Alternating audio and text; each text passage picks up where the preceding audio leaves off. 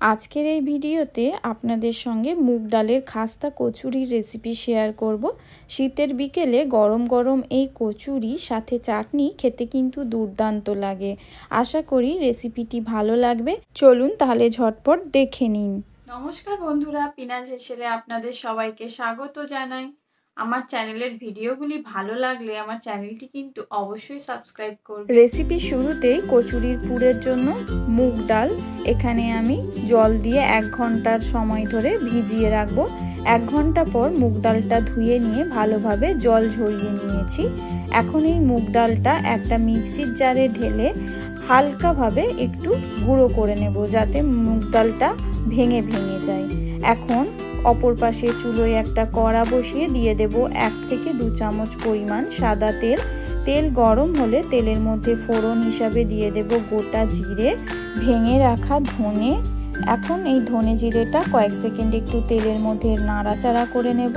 তারপর এর মধ্যে দিয়ে দেব আদা বাটা। এখানে কিন্তু আদা বাটাটা অবশ্যই দেওয়ার চেষ্টা করবেন। এই আদা বাটা দিলে আর কচুরির মধ্যে কোনো হিঙের প্রয়োজন হবে না। এখন আদার সঙ্গে এই দুটো ফোড়ন একটু ভালোভাবে নাড়াচাড়া করে ভাজা করে নেব। আদাটা ভাজা হয়ে গেলে এর মধ্যে আমি দিয়ে দেব কেটে রাখা পেঁয়াজ। এখানে আমি পেঁয়াজগুলো অমলেটে যেরকমভাবে কেটে ব্যবহার করি সেরকমভাবে কেটে ব্যবহার করেছি।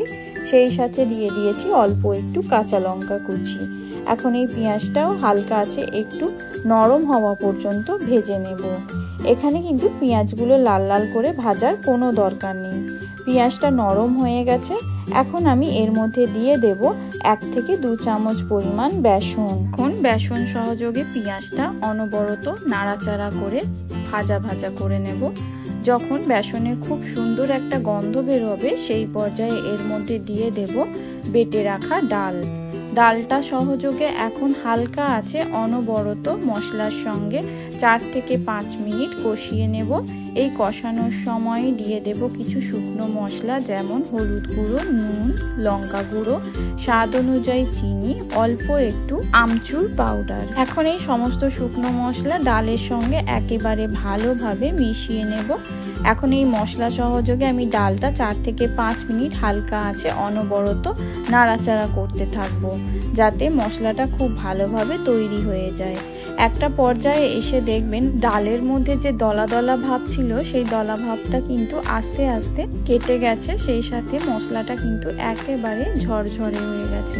এই পর্যায়ে গ্যাসের ফ্লেম অফ করে মশলাটাকে আমি একপাশে ঠান্ডা হবার জন্য রেখে দেব। আচ্ছা, এই মশলার মধ্যে আমি মৌরি দিতে ভুলে গেছিলাম, তাই এখন একটু মৌরি অ্যাড করে দিলাম। আপনারা কিন্তু ফোড়নের মধ্যে মৌরিটাও দিয়ে দিতে পারেন। অপর পাশে কচুরির ডোয়ের জন্য একটা পাত্রে আমি নিয়ে নিচ্ছি 2 কাপ পরিমাণ ময়দা। আপনারা চাইলে অর্ধেক ময়দা অর্ধেক আটা ব্যবহার করেও ডো তৈরি করে নিতে পারেন। সাথে স্বাদ অনুযায়ী নুন ও 2 চামচ পরিমাণ সাদা তেল ময়ামের জন্য দিয়ে দিলাম। এখন নুন ও তেলটাকে আমি ময়দার সঙ্গে ভালোভাবে 1 থেকে 2 মিনিট সময় ধরে একেবারে মিশিয়ে নেব। এই ময়ামে দেওয়ার কাজটা খুব ভালোভাবে করতে হবে, তাহলে কিন্তু কচুরিটা খাস্তা হবে। ময়দার মধ্যে ভালোভাবে ময়াম দেওয়া হয়ে গেলে এখন নর্মাল টেম্পারেচারে জল ব্যবহার করে আমি একেবারে একটা সফট ডো তৈরি করে নেব। ডো পুরোপুরি তৈরি হয়ে গেছে। এখন আমি ডোটা থেকে ছোট ছোট লেচি কেটে নিচ্ছি। আপনারা যে সাইজের কচুরি বানাবেন সেই সাইজের লেচি এখান থেকে কেটে নেবেন। এখানে আমার লেচি কাটা হয়ে গেছে। লেচিগুলো আমি গোল গোল করে নিয়েছি। অপর পাশে পুরটাও পুরোপুরি ঠান্ডা হয়ে গেছে। এখন একটা লেচি হাতে নিয়ে 2 হাত দিয়ে চেপে মাঝখানটা অল্প একটু গর্ত করে মাঝখানে আমি দিয়ে দেব তৈরি করে রাখা মুগ ডালের পুর। এখন পুর দেওয়া হয়ে গেলে পুরটা ভালোভাবে মাঝখানে দিয়ে চারপাশটা খুব ভালোভাবে সিল করে নেব। পুরটা চেপে একেবারে আঙ্গুল দিয়ে খুব সুন্দর করে উপরটা আমি সিল করে নিচ্ছি। এই কাজটা কিন্তু খুব ভালোভাবে করতে হবে, না হলে কচুরিগুলো কিন্তু ভাজার সময় ফেটে গিয়ে পুরটা বাইরে বেরিয়ে আসার সম্ভাবনা থাকবে। দেখুন তৈরি করে নিয়েছি। এই একইভাবে আমি সমস্ত লেচির মধ্যে পুর ভরে নিয়েছি। এখন এই একটা পুর ভরা লেচি হাতে নিয়ে দুপাশ থেকে অল্প একটু চেপে চেপে বড় করে নেব। আপনারা চাইলে লেচিগুলো পিড়ে বেলনিতে বেলেও নিতে পারেন। এখানে আমি হাত দিয়ে কচুরিগুলো তৈরি করে নিচ্ছি। অপর পাশে আমি কচুরি ভাজার জন্য চুলোয় বসিয়ে দিয়েছি কড়ার মধ্যে দিয়ে দিয়েছি ভাজার জন্য সাদা তেল। এখন এই তেলটা হালকা গরম হয়ে গেলে তৈরি করে রাখা কচুরিগুলো আমি তেলের মধ্যে দিয়ে দিচ্ছি। এখানে আমি একসঙ্গে 3টে করে কচুরি ভাজার জন্য দিচ্ছি। এখন আমি কচুরিগুলো একেবারে মিডিয়াম ফ্লেমে 4 থেকে 5 মিনিট সময় ধরে একেবারে উল্টে পাল্টে লাল লাল করে ভেজে নেব। 2 থেকে 3 মিনিট পরেই কচুরিগুলো কিন্তু একেবারে ফুলে তেলের উপর ভেসে উঠেছে।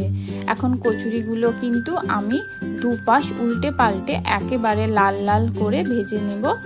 কচুরি ভাজার সময় কিন্তু গ্যাসের ফ্লেম একেবারেই হাই করবে না, তাহলে কিন্তু কচুরিগুলো উপর থেকে লাল হয়ে গেলেও ভিতর থেকে খাস্তা ভাব আসবে না। শীতের বিকালে বাড়িতে এই কচুরির রেসিপিটা কিন্তু ট্রাই করে দেখতে পারেন। বাড়ির ছোট থেকে বড় সবারই ভালো লাগবে। ভাজা হয়ে গেছে কচুরি, এখন আমি কচুরিগুলো তেল ঝরিয়ে তুলে নিচ্ছি। এই একইভাবে আমি বাকি কচুরিগুলো ভেজে নেব। আশা করি মুগ ডালের খাস্তা কচুরির এই রেসিপি আপনাদের ভালো লেগেছে। রেসিপি ভালো লাগলে বাড়িতে কিন্তু অবশ্যই ট্রাই করবেন। সাথে লাইক, কমেন্ট, শেয়ার করে জানাতে ভুলবেন না।